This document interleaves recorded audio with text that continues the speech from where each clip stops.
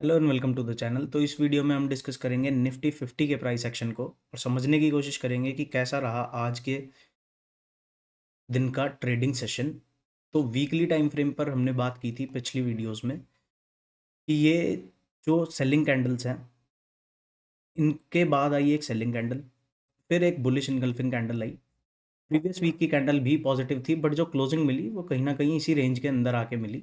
अगर क्लोजिंग हमें अपसाइड में मिल जाती तो ये जो प्रीवियस ऑल टाइम हाइस था इसको निकालने की प्रोबेबिलिटी थोड़ी बढ़ती।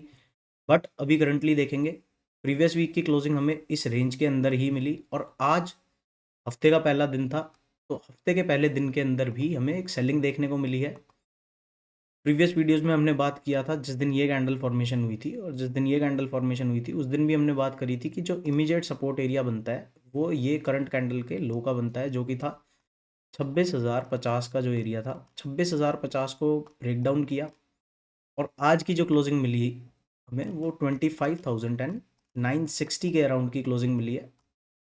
तो अब जो इमीडिएट सपोर्ट बनता है 943 के एरिया का बनता है। इसके बाद जो अल्टीमेट सपोर्ट है, जो क्रिटिकल सपोर्ट एरिया है निफ्टी 50 के पास, दैट इज अराउंड 25,775 एंड 25,680।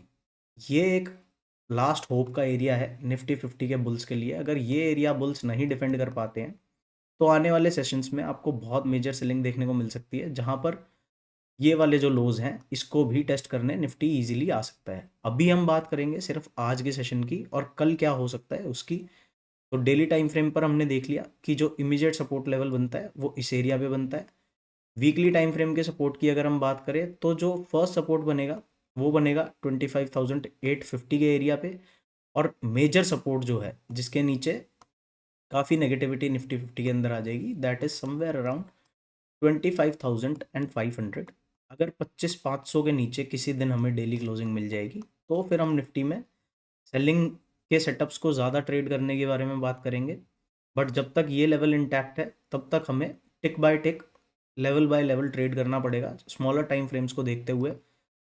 तो इसीलिए अब चलते हैं डेली टाइम फ्रेम। हमने समझा डेली टाइम फ्रेम में जो ये एक हाई ब्रेक हुआ था, जिस हाई ब्रेक होने के बाद एक्सपेक्टेशंस ये रखी गई थी कि 26,350 तक टैप करेगा, बट 26,245 का जो रेजिस्टेंस है that prove to be a major resistance. जिसके बाद नेगेटिव कैंडल मिली फर्स्ट, स्मॉल रेंज कैंडल, और आज के दिन में हमें एक लार्ज रेंज कैंडल मिली। ये जो आप सेलिंग देख रहे हो ये ऐसा नहीं है कि शुरू से ही सेलिंग में था। आज आज की मार्केट ने काफ़ी ज़्यादा ट्रैप किया है लोगों को पूरे दिन रेंज बाउंड रहने के बाद। लास्ट के आधे घंटे में काफ़ी बड़ा मोमेंटम किया है। तो अब हम समझेंगे फ्राइडे के सेशन को और आज के सेशन को। तो फ्राइडे के सेशन में हमने देखा था कि 26,170 का जो लेवल था वहाँ से गैप डाउन ओपनिंग मिली हमें। गैप डाउन ओपनिंग के बाद प्रीवियस डे लो के आसपास से कहीं ना कहीं डिमांड उठाई। डिमांड उठाने के बाद डे हाई को टेस्ट किया बट प्राइस सस्टेन नहीं कर पाया और डे हाई से सेलिंग आई और क्लोजिंग हमें मिली कहीं ना कहीं प्रीवियस डे लो के आसपास ही। आज के सेशन में क्या हुआ है, आज के सेशन में हमें जो ओपनिंग मिलती है हमें गैप अप।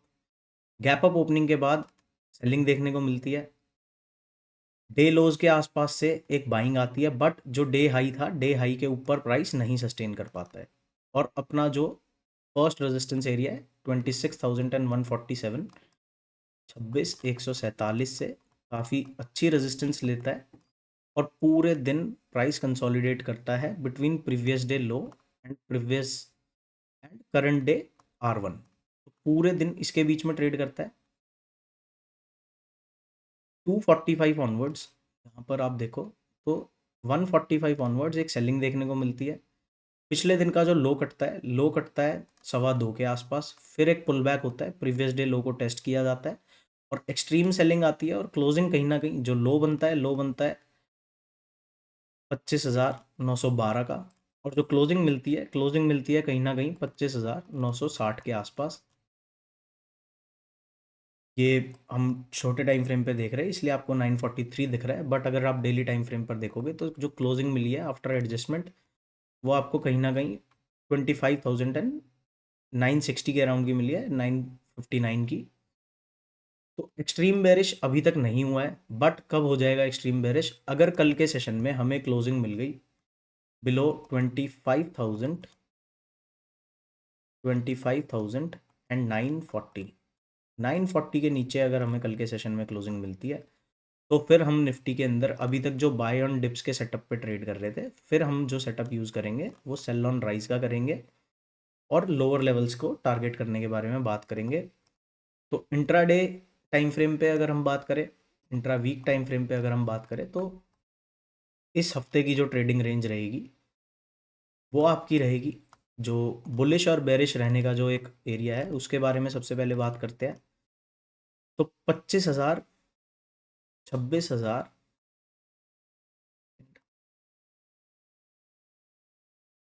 कभी कभी ये हो जाता है कि भाई 25,000 बोल देता हूँ मैं 26,000 के जगह, और 26,000 की जगह 25,000 बोला जाता है। तो वो इसलिए होता है क्योंकि जो लास्ट के 3 डिजिट्स होते हैं अपना फोकस रहता है उस चीज़ पे। ये जो शुरू के 2 डिजिट है, 25 हो, 26 हो या 24 हो, इस पे इतना ध्यान नहीं रहता है जब आप इंट्राडे पे ज़्यादा फोकस कर रहे होते हो। तो लास्ट के तीन तीन डिजिट से फोकस करना रहता है। इसलिए 25-26 का कभी कभी गलती हो जाता है। तो इसका मतलब ये नहीं है कि कुछ गलत देख लिया है या फिर कुछ गलत बता दिया है। 26,000 को और 25,000 को आपको भी देखना पड़ेगा कि 26 पे चल रहा है, 25 पे चल रहा है। बट जो मेन फोकस की चीज़ है वो लास्ट के 3 डिजिट हैं, उन पे हमें ज़्यादा फोकस करना है कि कहाँ पर है और क्या है। क्योंकि इतने बड़े नंबर्स को, चलो इसमें तो आप फिर भी एक बारी को बोल लोगे, बट अगर आप सेंसेक्स पे जाओगे तो वो 84,000, 85,000, 86,000 पे ट्रेड करता है। तो बार बार 86,000, 84,900 बोलने की बजाय लास्ट के 3 डिजिट पे फोकस करना चाहिए, और इसी तरह आपको भी प्राइस को रीड करना चाहिए। तो अब जो एक बुलिश साइड जाने के बारे में अगर हमें प्लान करना है तो 26,050 के ऊपर ही प्लान करेंगे। जब तक 26,050 के नीचे निफ्टी सस्टेन कर रहा है तब तक इसके अंदर हम अपसाइड के बारे में बात नहीं करेंगे। अगर कल के सेशन में, अब 3 प्रोबेबल सिनेरियोज हैं, 3 तरीके की ओपनिंग हमें मिल सकती है। या तो हमें मिलेगी एक गैप अप ओपनिंग, और गैप अप ओपनिंग के बाद अगर 26,050 से लेके 26,100 तक का जो एरिया है वहाँ पर प्राइस सस्टेन करके कोई हाई निकालता है, ये जो आज के सेशन का डे हाई है, जो है कहीं ना कहीं अराउंड,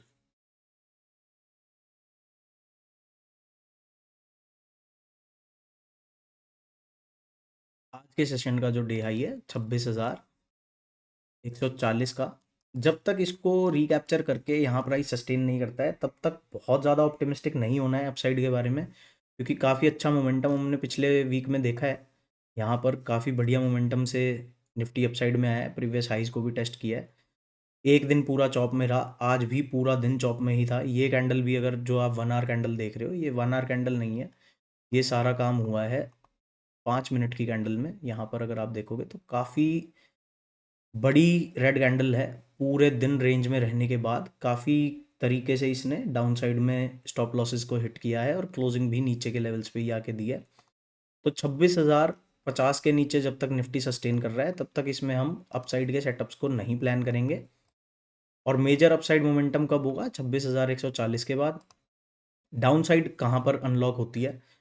ये एक आप प्रीवियस लो देख पा रहे होगे इस लेवल पे, जो कि है 26,850 के आसपास, 25,850 के आसपास। आप लास्ट के 3 नंबर पे फोकस रखो, 25,850 के आसपास एक लो है।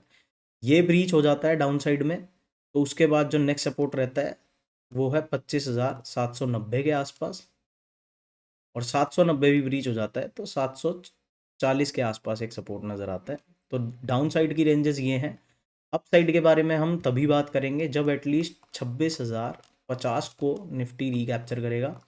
26,050 को रिकैप्चर करता है तो फर्स्ट टारगेट रख सकते हैं 26,140 का, और 140 को रिकैप्चर करता है तो फिर जो प्रीवियस हाइज हैं 240 के और 180 के, इन लेवल्स पे हम निफ्टी को जाता हुआ देख सकते हैं। बट इस चीज़ की प्रोबेबिलिटी थोड़ी सी थिन है, क्योंकि ऐसा नहीं है कि ये सेलिंग सिर्फ निफ्टी के अंदर है, बाकी इंडाइसिस के अंदर भी है। और अगर आप ऑप्शन चेन का डेटा देखोगे तो वो भी बेरिश साइड के बारे में ज़्यादा आपको डेटा देता है। यहाँ पर 25,950 के आसपास की क्लोजिंग हमें आज के सेशन में मिली है। यहाँ पर अगर आप कॉल राइटर्स का ओआई देखोगे तो कॉल राइटर्स का जो ओआई है दैट इज़ 41,233। और पुट राइटर्स हैं 65,000। 900 के लेवल पे अगर आप देखोगे तो 43,000 है, और यहाँ पर अगर आप देखोगे तो 1,12,000 पुट राइटर्स हैं। 26,000 और 26,050 के जो लेवल्स थे, यहाँ पर आपको अनवाइंडिंग देखने को मिलेगी, मतलब यहाँ से पुट राइटर्स भागे हैं, तो डेटा नेगेटिव है। और फर्दर अगर आप टोटल देखोगे तो टोटल भी नेगेटिव के ही फेवर में दिखाता है। कॉल राइटर्स टोटल हैं ऑलमोस्ट 30,15,000 और पुट राइटर्स हैं 19,50,000। तो डेटा भी नेगेटिव है और अक्रॉस सेक्टर्स है, सारे इंडाइसेस में ही इस तरीके की सेलिंग देखने को मिली है। तो निफ्टी के की एरियाज़ और क्रिटिकल एरियाज़ के बारे में हमने बात कर ली। अब नेक्स्ट वीडियो में हम समझेंगे सेंसेक्स को, और फिर फर्दर बैंक निफ्टी को और मिड सेलेक्ट इंडेक्स को। मिलते हैं नेक्स्ट वीडियो में। बाय बाय, जय श्री राम।